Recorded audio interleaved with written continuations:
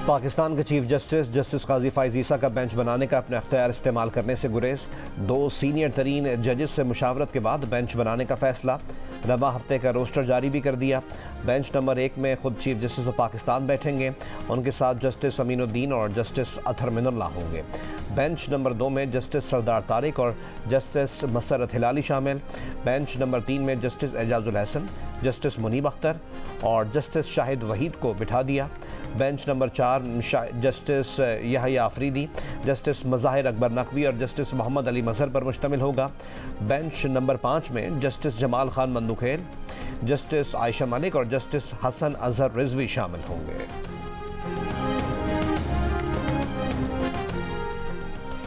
वफाकी हुकूमत review of judgments and order act कलअदम करार देने के फैसले पर नजरसानी की दरख्वास्त सुप्रीम कोर्ट ले आई। दरख्वास्त बजरिया अटॉर्नी जनरल दायर कर दी। सुप्रीम कोर्ट के 3 रुकनी बेंच ने 11 अगस्त को review of judgments and orders act कलअदम करार दिया था। Review of judgments and orders act के तहत यह हक दिया गया था कि अगर किसी को आर्टिकल 184(3) के तहत सज़ा हुई हो तो उससे अपील का हक होगा। इस आर्टिकल के तहत सुप्रीम कोर्ट अवामी मफाद में किसी भी मामले पर खुद नोटिस ले सकती है।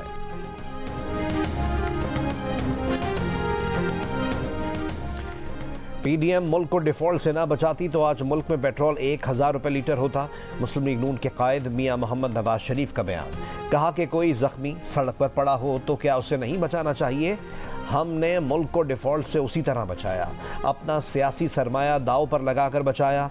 पार्टी रहनुमाओं से वीडियो लिंक पर खिताब में उन्होंने कहा कि जो शख्स मुल्क को लोड शेडिंग से निजात दिलाता है, 4 जज बैठकर करोड़ों आवाम के मैंडेट वाले उस वज़ीर आज़म को घर भेज देते हैं। उसके पीछे जनरल बाजवा और जनरल फैज़ थे। इन दोनों के आला-ए-कार साकिब निसार और आसिफ सईद खोसा थे। मुल्क को इस हाल तक पहुंचाने वाले किरदार कैफरे किरदार को पहुंचेंगे। हमें इंतकाम की कोई ख्वाहिश नहीं, किसी बदले की तमन्ना नहीं है, लेकिन इन मुजरिमान को छोड़ना बहुत बड़ा जुल्म होगा। ये लोग काबिल मुआफ़ी नहीं।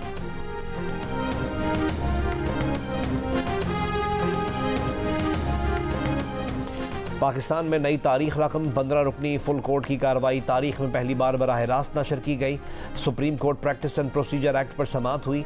मजीद समाअत 3 अक्टूबर तक मुलतवी। फरीकैन से 25 सितंबर तक जवाब तलब। चीफ जस्टिस जस्टिस काजी फ़ाइज़ ईसा ने कहा कि खुद नोटिस के अख्तियारात छोड़ने को तैयार हूँ, ऐसे अख्तियारात नहीं चाहता जिनसे अदलिया की आज़ादी पर समझौता हो। समाअत के बाद हुक्मनामे में कहा गया कि सुप्रीम कोर्ट ने दरख्वास्तों पर फुल कोर्ट तश्कील दिया। दरख्वास्त गुजारों ने कोई एतराज़ नहीं किया। दौरान समाअत चीफ जस्टिस ने कहा, हम हर चीज़ में खुद नोटिस लेते हैं तो अपने बारे में कानून साजी पर क्यों नहीं ले सकते थे। पता नहीं ख्वाजा आसिफ को क्या मसला हुआ कि उन्होंने दरख्वास्त डाल दी। पीडीएम हुकूमत के बनाए कानून प्रैक्टिस एंड प्रोसीजर एक्ट पर साबिक चीफ जस्टिस उमर अता बंदयाल ने हुक्म इम्तना दे रखा है।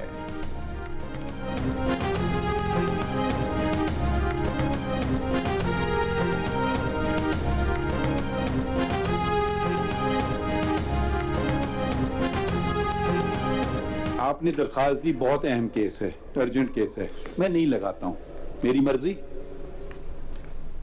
सिर्फ जवाब दे दीजिए, मेरी मर्जी। मैं 10 साल उस केस को नहीं लगाऊं, मेरी मर्जी। मैंने इसमें कुछ नहीं कहा। मैं आपसे सवाल पूछ रहा हूं जी। इन्होंने मेरी मर्जी ले ली, शायद मैं खुश नहीं हूं उस बात से।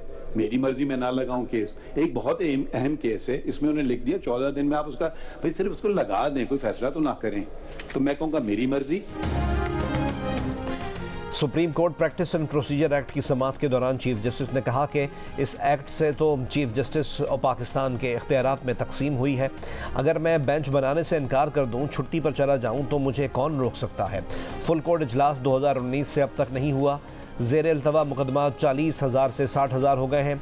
हमने अगर ये सब काम नहीं करने हैं तो सरकार से पैसा क्यों ले रहे हैं। चीफ जस्टिस जस्टिस काजी फ़ाइज़ ईसा ने मज़ीद कहा कि हमसे भी गलतियाँ होती हैं। जुल्फ़िकार अली भुट्टो केस में भी गलती हुई थी, हमने मार्शल लॉ की तौसीक़ की। मान लें कि जजेस से गलतियां होती हैं, हमारी अना इतनी बड़ी नहीं होनी चाहिए कि गलती ना माने।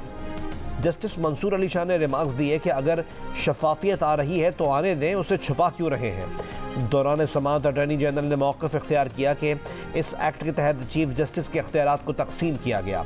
चीफ जस्टिस ने कहा कि इस तरह कहें कि चीफ जस्टिस का बोझ बांटा गया।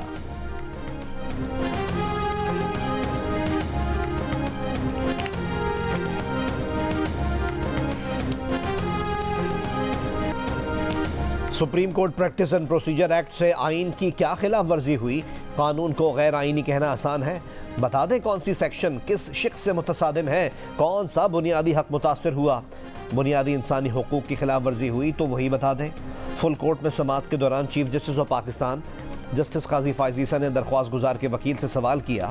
कहा, रेकॉर्डिंग केस में अदालती फैसले से $6.5 अरब का नुकसान हुआ। बतौर चीफ जस्टिस मुझे ऐसा इख्तियार नहीं चाहिए। अगर आप चीफ जस्टिस को ये तमाम इख्तियारात देना भी चाहें तो मैं नहीं लूंगा। आप कहते हैं कानून बहुत अच्छा बना है, लेकिन पार्लियामेंट के पास इख्तियार नहीं था। हम अनइलेक्टेड जजेस जो है 15, हम बैठ के यही चीज कर ले तो ठीक होगा। यहाँ पे the power has been given to the chief justice and to senior most जजेस। बहुत अच्छी बात है। अगर पार्लियामेंट ने चीफ जस्टिस की बादशाहत ख़त्म की तो इसमें गलत क्या है? गुज़िश्ता 2 दहाइयों में जो कुछ हुआ इस तरह की इस्लाहात आनी चाहिए थी। आप कहते हैं कि कानून बहुत अच्छा बना, लेकिन पार्लियामेंट के पास इख्तियार नहीं था। हम 15 गैर मुंतखब जज यही काम कर लें तो ठीक होगा। समाअत के दौरान जस्टिस अतहर मिनुल्लाह के रिमार्क्स। अतहर मिनुल्लाह ने मजीद सवाल किया कि क्या आपके नज़दीक एक शख्स के पास लामहदूद नाकाबिल एहतसाब ताकत होनी चाहिए?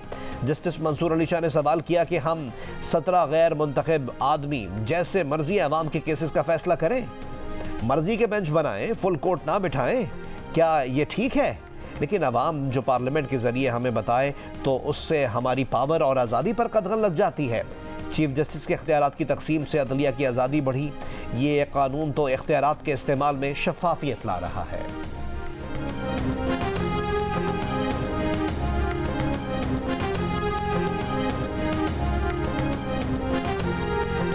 चीफ जस्टिस साहब नहीं लगाते कोई केस, चीफ जस्टिस अपनी मर्जी का एक बेंच बना के कोई केस कर देते हैं। अच्छा, फुल कोर्ट नहीं बैठता। अवाम के केसेस हैं, अवाम का एक पूरा फोरम है पार्लियामेंट, वो अवाम कह रही है और वो पार्लियामेंट कह रहा है कि भाई अपने सिस्टम को ठीक करें और आपका सिस्टम 14 दिन में एक अर्जेंट लगाए। ये बात गलत हो गई। हमें करना है, हम सो जाएं, हम ना बनाएं केस, हम कोई केस ना लगाएं, हम अपनी मर्जी के बेंचेस बनाएं, ये ठीक है। सुप्रीम कोर्ट में दलाइल देते हुए अटॉर्नी जनरल ने कहा कि supreme court practice and procedure act अवामी खदशात दूर करता है, जिससे इदारे में जमहूरी तौर पर शफाफियत आएगी। Supreme court practice and procedure act से किसी के हुकूक की खिलाफ वर्जी नहीं हो रही। जस्टिस मुनीब अख्तर ने अटॉर्नी जनरल से कहा, अगली पार्लियामेंट आकर सेक्शन 2 को फारिग कर दे तो क्या चीफ जस्टिस के इख्तियारात वापस हो जाएंगे? चीफ जस्टिस ने कहा, आइंदा जो होगा वो जब अदालत में आया तो देख लेंगे। अटॉर्नी जनरल को मफरूज़ों में नहीं डाल सकते। ज़ेरे इल्तवा मुकदमात में आज मजीद 150 का इजाफा हो गया, कल मजीद बढ़ेंगे। गरीब अवाम से इंसाफ करने के लिए तनख्वाहें ले रहे हैं। जस्टिस मुनीब ने बरहमी का इजहार करते हुए कहा, मफरूज़ों में नहीं पड़ रहे, हम आइनी मामले पर सवाल कर रहे हैं। मेरा सवाल अब भी कायम है, कल पार्लियामेंट आकर चीफ जस्टिस के इख्तियारात बहाल कर दे तो क्या होगा? अटॉर्नी जनरल ने कहा, मैकेनिज्म तो मौजूद होगा, कमेटी अपने जवाबित बनाएगी जिन पर अमल दरामद होगा। चेयरमैन पाकिस्तान पीपल्स पार्टी बिलावल भुट्टो जरदारी का कहना है कि हमें कोई दीवार से नहीं लगा रहा। इलेक्शन शेड्यूल आने के बाद ही इंतखाबी इत्तेहाद की बात की जा सकती है। इलेक्शन कमीशन से दरख्वास्त है कि इलेक्शन की तारीख का ऐलान करें। नवाज शरीफ की वापसी पीपल्स पार्टी का पुराना मुतालबा है। नून लीग को राजा रियाज और राजा रियाज को नून लीग मुबारक हो। बिलावल ने यह भी कहा कि इस वक्त मुल्क में सियासी बहरान है। पीपल्स पार्टी ने माजी में 1 साल के अंदर मुआशी बहरान का खात्मा किया। जस्टिस काजी फायज ईसा का बीवी के साथ हलफ लेना पावरफुल मैसेज है। चीफ जस्टिस के लिए नेक ख्वाहिशात हैं। 21 अक्टूबर को अवाम नवाज शरीफ का तारीखी इस्तकबाल करके पैनमा और इकामा के ड्रामा साजों को हमेशा के लिए दफन कर देंगे। मरियम नवाज की ज़ेर सदारत मुस्लिम लीग नून पंजाब का ग्रैंड मशावरती इजलास में खिताब। मरियम नवाज शरीफ ने बताया कि मियां मोहम्मद नवाज शरीफ के इस्तकबाल के लिए पार्टी के मरकजी सेक्रेटेरिएट में सेंट्रल फैसिलिटेशन कंट्रोल सेंटर कायम कर दिया गया है। इजलास में नवाज शरीफ ने वीडियो लिंक के जरिए शिरकत की। हमजा शहबाज का कहना था, नवाज शरीफ ने जख्म खाकर भी पाकिस्तान के जख्मों पर मरहम रखा है। नवाज शरीफ के वज़ीर आज़म बनने का मतलब महंगाई के अज़ाब को कम करना है। कौम को सवाल पूछना चाहिए कि नवाज शरीफ के दौर के बाद महंगाई क्यों हुई? नवाज शरीफ ने आवाम को रिलीफ दिया था, फिर किसने आवाम को तकलीफ दी?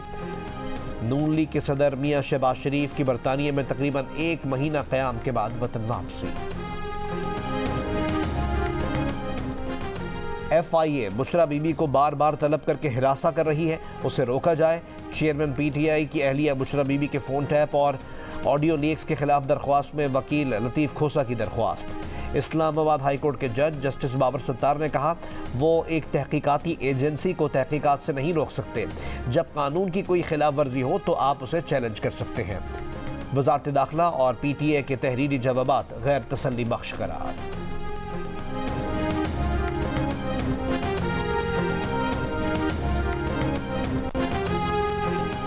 एंटी करप्शन हुकाम जिस्मानी रिमांड के लिए चौधरी परवेज इलाही को आज जिला कचहरी में पेश करेंगे।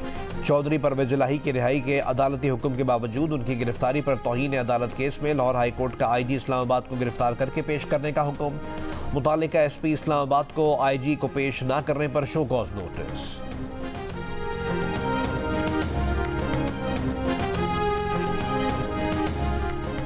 सानेहा बल्दिया फैक्ट्री में मतलूब MQM के हम्माद सिद्दीकी को रेड नोटिस जारी करवा कर जल्द वतन वापस लाया जाए। सिंध हाई कोर्ट का हुक्म। सानेहा बल्दिया केस की समाअत के तहरीरी हुक्म में अदालत ने करार दिया कि वज़ारत दाखिला की नाअहली है कि वो एक इश्तिहारी मुलजिम के केस को नहीं देख रही। हुक्मनामे के मुताबिक महकमा दाखिला ने बताया कि नहीं मालूम हम्माद सिद्दीकी किस मुल्क में है। DIG साउथ का जवाब था कि हम्माद सिद्दीकी के खिलाफ जारी रेड नोटिस 5 साल बाद खत्म हो चुका है। इस्लामाबाद इंटरनेशनल एयरपोर्ट की आउटसोर्सिंग के मामले पर 26 सितंबर को दुबई में इजलास तलब। इजलास के लिए बैनुल अक़वामी कंपनियों को दावत दे दी गई है। सबसे ज़्यादा बोली लगाने वाली कंपनी को इस्लामाबाद एयरपोर्ट 15 से 20 साल के लिए ठेके पर दिया जाएगा। इजलास में शिरकत के लिए बैनुल अक़वामी कंपनीज को 19 सितंबर तक आगाह करना होगा।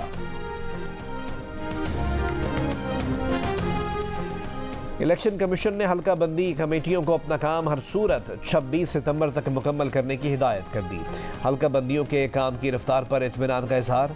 इलेक्शन कमीशन हुकाम ने कहा कि अब सिर्फ इलेक्शन के दिन ही मॉनिटरिंग नहीं होगी बल्कि सारे अमल की होगी।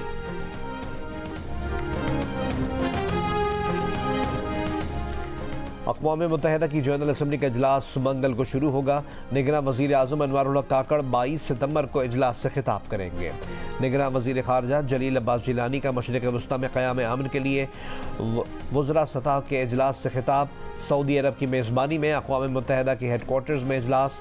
यूरोपियन यूनियन और अरब ममालिक के नुमाइंदगान की भी शिरकत। जलील अब्बास जिलानी की नीदरलैंड्स की वज़ीर ख़ारजा से UN हेडक्वार्टर्स में मुलाकात। 2 तरफ़ा ताल्लुकात मजबूत बनाने के अज़्म का इयादा। अक़वाम मुत्तहिदा के नुमाइंदे मिगुएल एंजल मोराटिनोज़ की जलील अब्बास जिलानी से पाकिस्तानी मिशन में मुलाकात। बाहमी दिलचस्पी के उमूर पर बातचीत। तर्जुमान दफ्तर खारजा ने कहा है कि IMF बेल आउट पैकेज के लिए यूक्रेन को पाकिस्तानी हथियारों की फ़रोख्त की खबर बेबुनियाद है। पाकिस्तान यूक्रेन और रूस के दरमियान तनाज़े में सख्त गैर जानिबदारी की पॉलिसी पर कारबंद है। IMF से स्टैंड बाई अरेंजमेंट पर मुश्किल, लेकिन ज़रूरी मुआशी इस्लाहात के नफाज पर बात हुई। इन मुज़ाकरात को कोई और रंग देना मकरूह फेल है। तर्जुमान मुमताज़ ज़हरा बलोच ने मज़ीद कहा कि पाकिस्तान के दिफाई बरामदात हमेशा ख़रीदार की अशद ज़रूरियात के तहत होती हैं।